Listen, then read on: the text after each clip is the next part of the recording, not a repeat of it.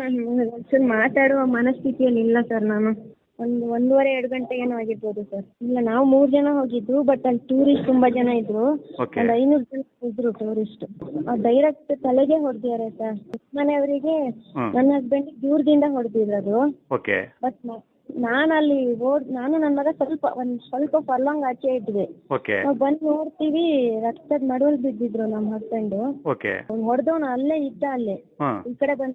ಅವನಿಗೆ ಮರೆ ಪತಿಕೋ ಮಾರಾನೋ ಮುಜೆ ಭಿ ಮಾರೋ ಅಂತ ನಾನು ನನ್ನ ಮಗ ಇಬ್ರಲ್ಲಿದ್ರೆ, ಅವನು ನೈ ಮೋದಿಜಿ ಕೋ ಬೋಲೋ ಅಂತ ಹೇಳಿ ಹೋದ ಸರ್. ಅವ್ನು ಸಾಯಿಸೋದ್ರೆ ನಮ್ಮಿಬ್ರು ಸಾಯಿಸ್ಬೋದಿತ್ತು. ನಾವಿಬ್ರು ಬೈತಾ ಇದ್ವಿ ಅವನಿಗೆ. ಕೈಯಲ್ಲಿ ದೊಡ್ಡ ಬಂದೂಕ್ ತಗೊಂಡು ಹೋಗ್ತಿದ್ದ. ಪಾಪ ಅವ್ರು ನ್ಯೂಲಿ ಮ್ಯಾರಿಡ್ ಇದ್ದ. ಅವರು ಇದಕ್ಕೆ ಸ್ವಲ್ಪ ಉಸಿರು ಇತ್ತು ಅಂತ ನಾವು ಅಂದ್ರೆ ಅವ್ರನ್ನ ಎತ್ತಕ್ ಟ್ರೈ ಮಾಡ್ತಿದ್ವಿ.